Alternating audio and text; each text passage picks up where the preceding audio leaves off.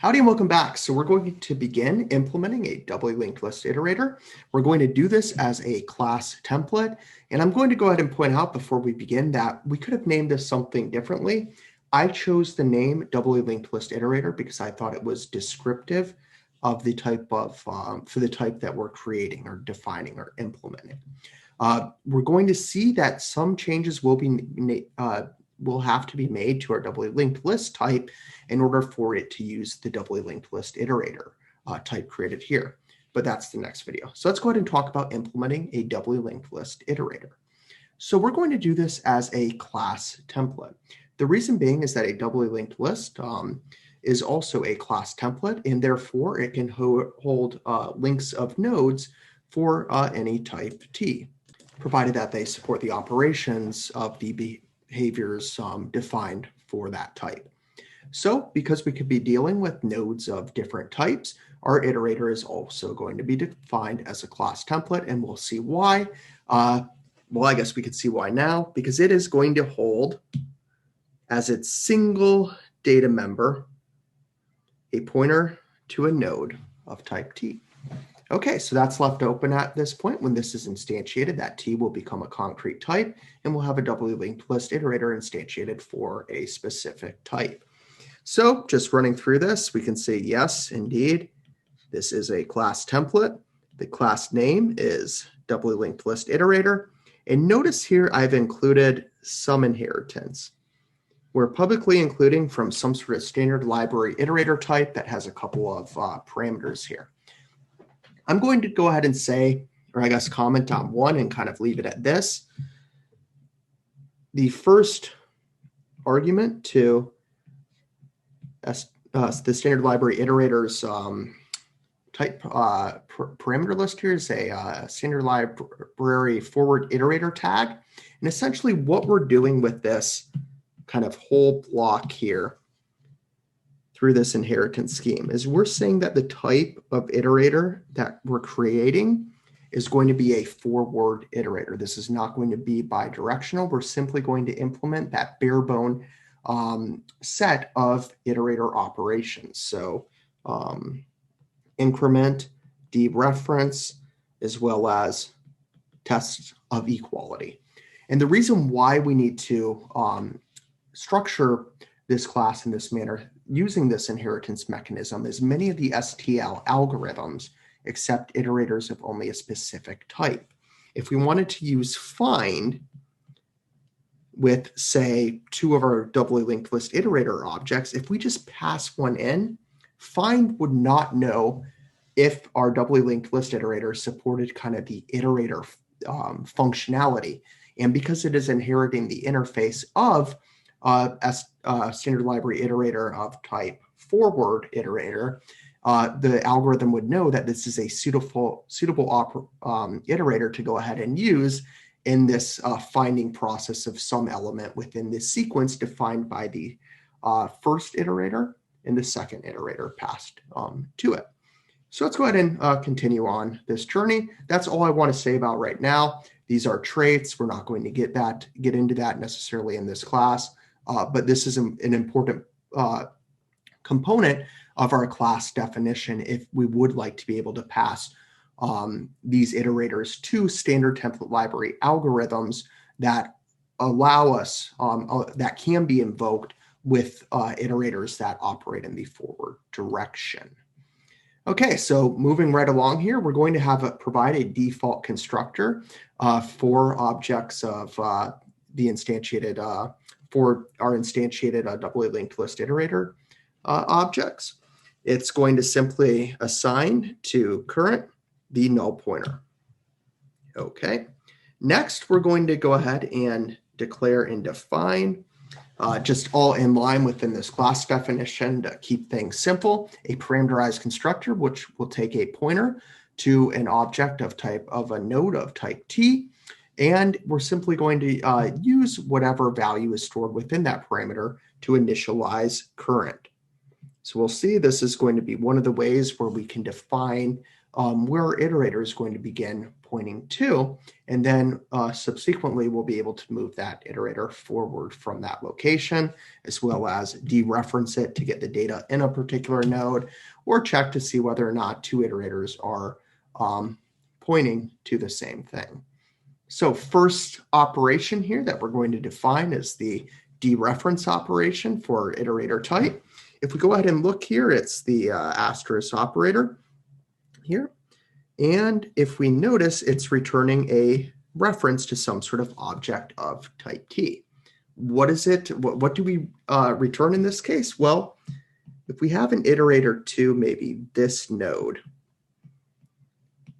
within some sort of sequence of nodes in our linked list, remember the iterator is not going to return that node. Instead, it's going to return the data contained within our node.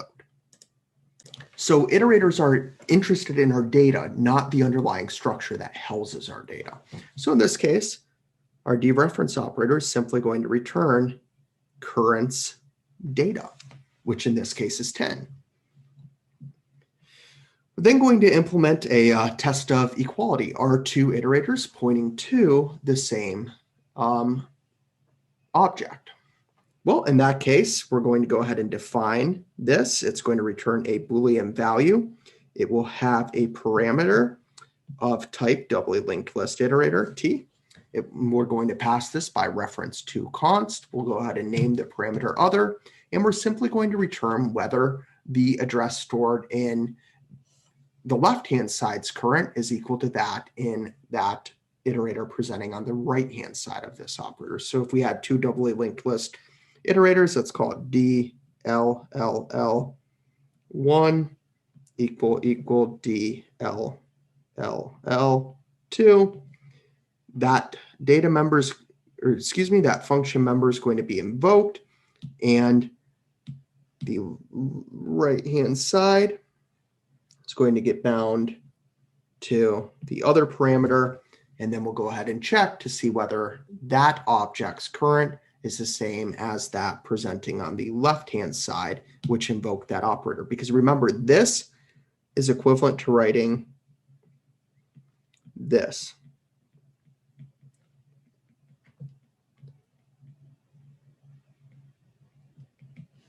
And because this object invoked the operator, any mentions to functions, member functions by name, or data members is going to resolve to that object, the object who invoked the method. Okay, we're going to go ahead and define inequality. This looks very similar to our equality operator, except in this case, we're providing the definition of the inequality operator. So what's being returned? Well, a Boolean describing whether or not two objects are considered not equal. True if they are indeed not equal, false otherwise. We can see here that we're going to have a parameter, single parameter, other, passed by reference to const. It's going to be of type doubly linked list iterator T. And then we're going to see here that we're simply returning the result of the equality operator negated.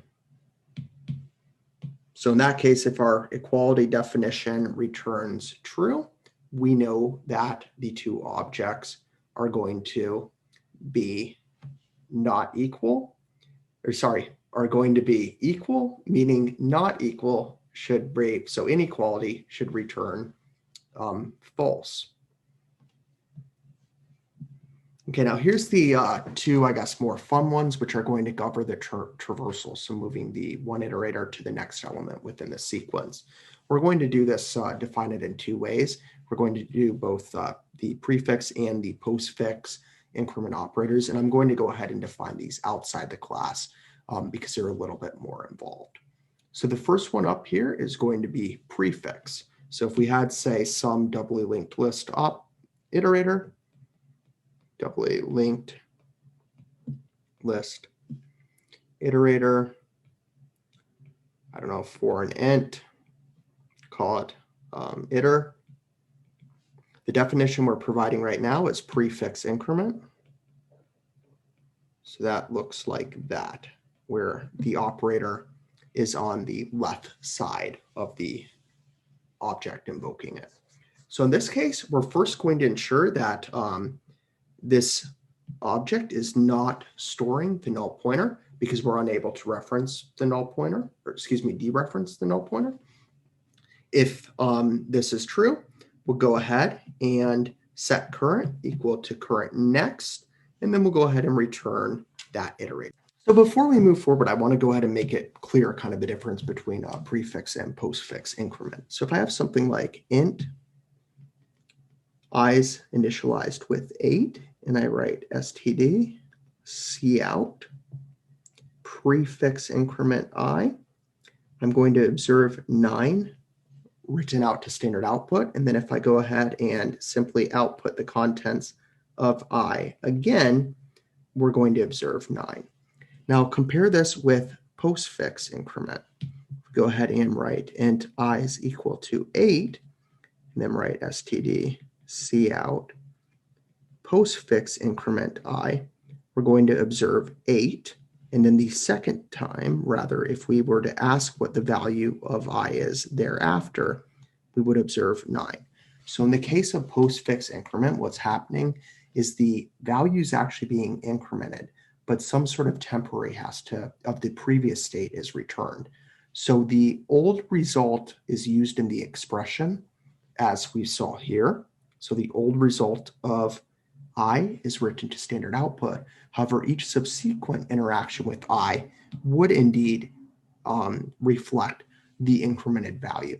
So postfix, think I'm going ahead, I'm going to perform the increment kind of after the operation has taken place. Prefix, we're going to increment and then use the value in the operation as seen here. With prefix increment on I, we see that I is incremented, and the result of that incrementation is used in the expression, which is why we observe 9 in standard output.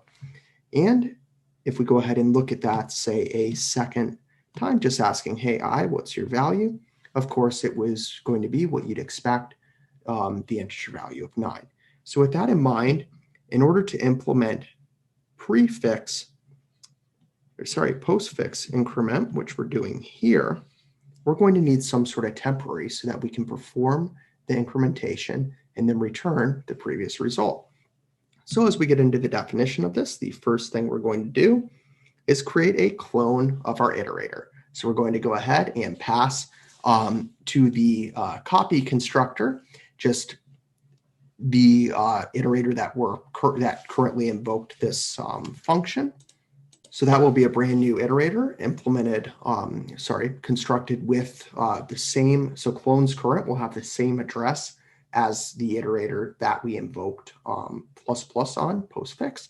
And then what's going to happen is now we're back to the iterator that invoked this function. We check its value of current. If it's anything other than the null pointer, we'll go ahead and move to the next element in the sequence, but we're going to go ahead and return that clone so that we have this behavior here, where the iterator is indeed moved to the next location.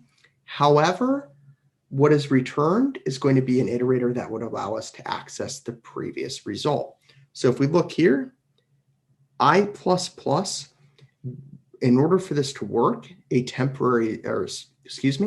the old result has to be returned. However, the actual change to the object is reflected in any subsequent expressions as shown here. It's the exact same behavior that we have defined within the postfix increment operator for our doubly linked list iterator. Okay, with all that in mind, let's go ahead and move into, well, what updates do we need to make to our doubly linked list type in order to leverage the doubly linked list iterators that we have just defined.